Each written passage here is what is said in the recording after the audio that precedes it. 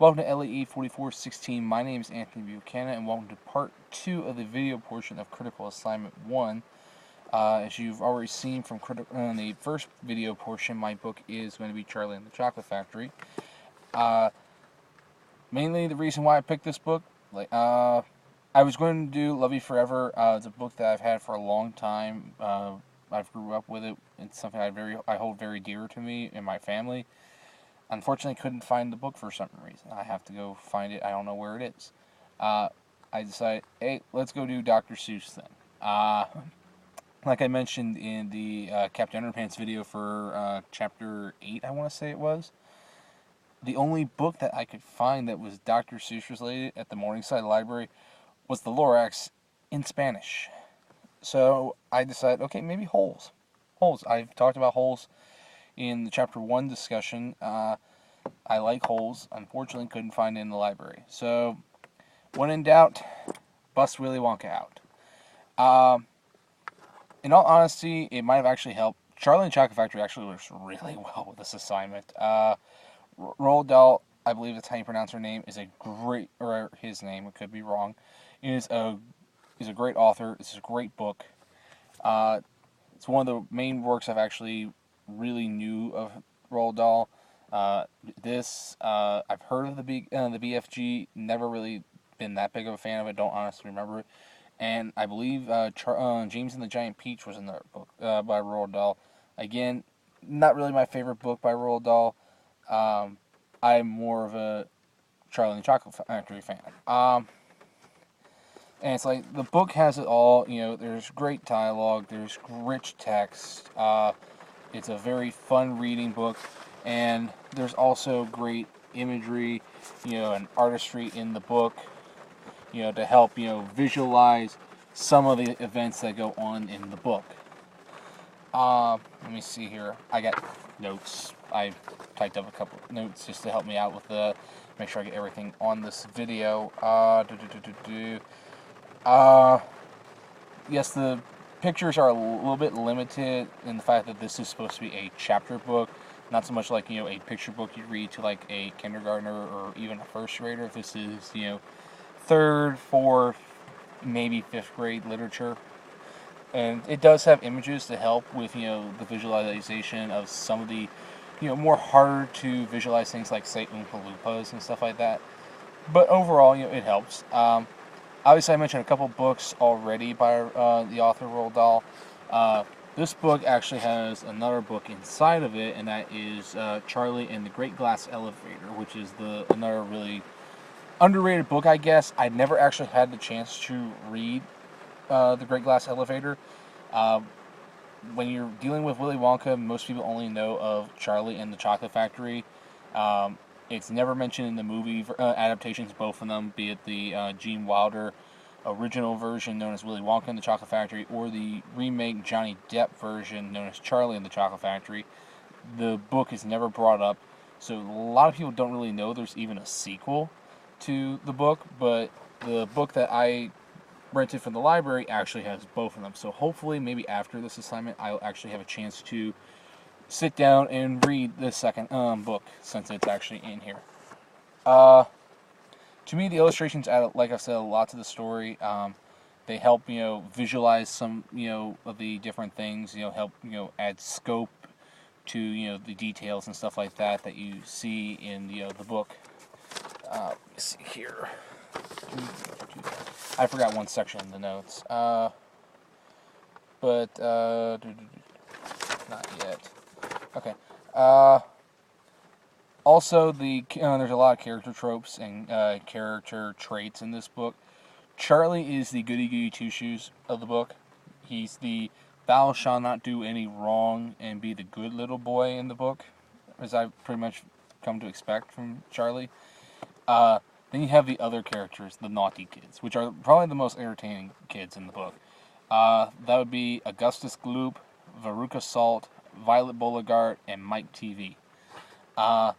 Augustus is the first one introduced. He has a sloth blob that does absolutely nothing except eat and sleep. In fact, it's actually kind of funny. Back in Chapter 6 is when they start introducing the golden ticket winners. and Augustus Gloop was the first one mentioned. And this is a quote from chapter 6. It's on page 27 of the book. It says, and I quote, "He eats so many this is his mother, by the way. He eats so many candy bars a day that it was almost impossible for him not to find one. Eating is his hobby, you know. That's all he's interested in." That's his mom saying that. That's his character trope. He eats. And it's really done well in the book. The next one that's introduced is Veruca Salt. She is a brat. She is the I want everything and I want it now. As her father is kind of a meh character, but he goes on to say, you see, fellers, as soon as my little girl told me that she was simply had to have one of those chocolate those golden tickets, I went out to town and started buying up all the Wonka candy bars I could lay my hands on. Thousands of them I must have bought. Thousands of them I must have bought. Hundreds of them. I mean, it goes on from there. He does everything for for his child because she's a brat. She wants everything, and because he has money, he exploits it. And there's really no way she's actually learning a lesson from her father. Then you have Violet Beauregarde, who's the gum chewer. That's all she cares about is chewing gum. She's the type that wants to outdo everybody and be better than everybody. As she said, I'm a gum chewer normally, but when I heard about these things of Mr. Wonka's, I laid off the gum and switched to candy bars in hope of striking luck. Now, of course, I'm right back on gum. I just adore gum. I can't do without it. I munch it all day long, except for a few minutes at meal times when I take it out and stick it behind my ear for safekeeping. That's her character type. It's not the strongest character type, but it works because she's a narcissist in a sense, I guess.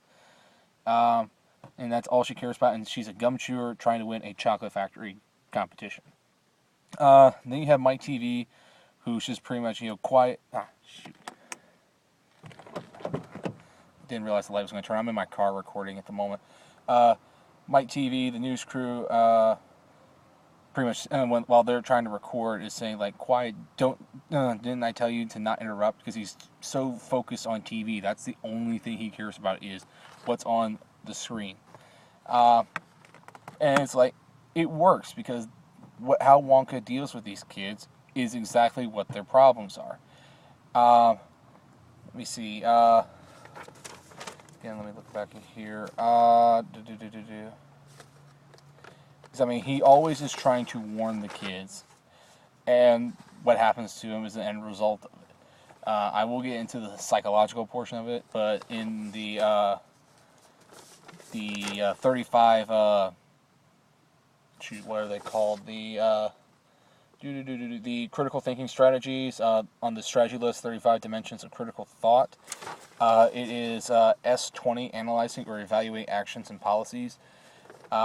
Its basic principle is, pretty much cause and effect, more or less, is the way I interpreted it. And that is what happened. Mr. Wonka warned the kids, hey, do not do this. They don't do it. There's a result for it.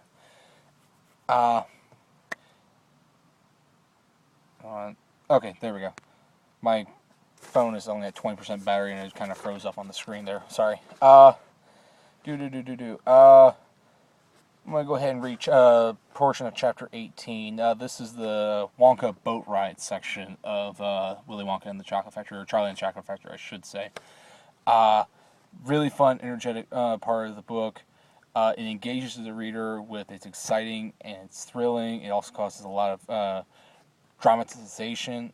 As Lawrence R. Sipe explains in regarding to dramatization, it's the first type of expressive engagement. Is dramatization, the story spontaneously in nonverbal and verbal ways. Primary teachers have long known that young children's responses to stories are frequently physical. Hickman, 1981. It's called the inflections of Willy Wonka during this part are really what sell the dramatization because of his voice. I'm going to go ahead and read just a small portion of it. Let me see where I can find a spot here. On page 90 is where I'm starting from. The boat sped on down the river. The river was getting narrower. There was some kind of dark tunnel ahead. Great round tunnel that looked like an enormous pipe. and the river was running right into the tunnel. And so was the boat. "Row on!" shouted Mr. Wonka, jumping up and waving his stick in the air. "Full speed ahead!" And with that, the Oompa Loompas rowing faster than ever. The boat shot into the pitch-dark tunnel, and all the passengers screamed with excitement. "How can they see where they're going?" shrieked Violet Beauregarde in the darkness. "There's no knowing where they're going," cried Mr. Wonka, hooting and laughing. "There's no earthly way of knowing which direction they are going. There's no knowing where they're rowing, or which way the river's flowing. Not a speck of light is showing, so the danger must be growing, for the rowers keep on rowing, and they're certainly not showing any signs that they are slowing." I remember that from the Willy Wonka movie with Gene Wilder. That was a great line. "He's gone off his rocker," shouted one of the fathers, aghast, and the other parents joined them in the chorus of frightened shouting. "He's crazy," they shouted. He's balmy. He's nutty. He's screwy. He's batty. He's dippy. He's dotty. He's daffy. He's goofy. He's beany. He's buggy. He's wacky. He's loony."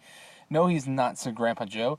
"Switch on the lights," shouted Mr. Wonka, and suddenly came the lights, and the whole tunnel was brilliantly lit up, and Charlie could see that they were indeed inside a gigantic pipe, and the giant upward curving walls of the pipe were pure white and spotlessly clean. The river of chocolate was flowing very fast inside the pipe, and the Oompa Loompas were all rolling like crazy, and the boat was rocketing along at a furious pace. Mr. Wonka was jumping up and down in the back of the boat and calling to the rowers to row faster and faster still. He seemed to love the sensation of whizzing through a white tunnel in a pink boat on a chocolate river, and he clapped his hands and laughed and kept glancing at his passengers to see if they were enjoying as much as he was. "Look, Grandpa," cried Charlie, "there's a door in the there's a door in the wall." It was a green door, and it was set in the wall of the tunnel just above the level of the river. As they flashed past it, there was just enough time to read the writing on the wall. Door. "Storeroom number 54, it said. "All the creams: dairy cream, whipped cream, violet cream, coffee cream, pineapple cream, vanilla cream, and hair cream." "Hair cream?" cried Mike Teavee. "You don't use hair cream." "Row on!" shouted Mr. Wonka. "There's no time for them to answer silly questions." They streaked past the black door. "Storeroom number 71, it said on it. "Whips, all shapes and sizes." "Whips!" cried Veruca Salt. "What on earth do you use whips for?" "For whipping cream, of course," said Mr. Wonka. "How could you whip cream without whips? Whipped cream isn't whipped cream at all unless it's being whipped with whips. Just as poached eggs isn't a poached egg unless it's been stolen from the woods in the dead of night." Row on, please." They passed a yellow door on which it said, "Storeroom number 77. All the beans: cocoa beans, coffee beans, jelly beans, and has-beans." "Has-beans?" cried Violet Beauregarde. "You're one yourself," said Mr. Wonka. "There's no time for arguing. Press on, press on." But 5 seconds later, when a bright red door came into sight ahead, he suddenly waved the gold top cane in the air and shouted, "Stop the boat!" The inventing room, everlasting gobstoppers, and hair toffee.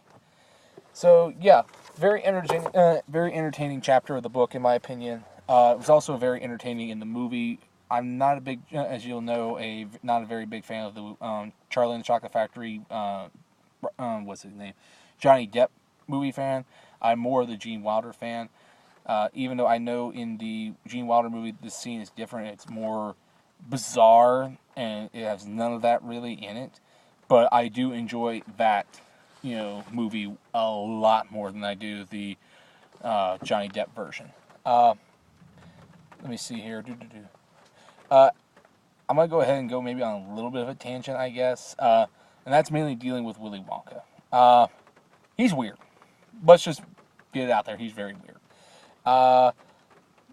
There's really no area in this that I can really cover besides this. To me, Willy Wonka kind of comes across as sort of a slave owner or a slave worker type who punishes naughty kids.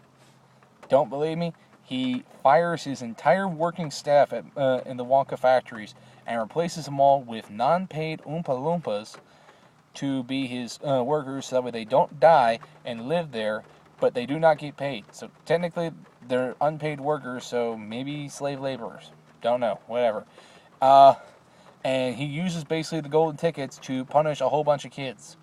As I was talking earlier about the psychology portion, and David G. Myers It says in Psychology, the 8th edition, which is found at the St.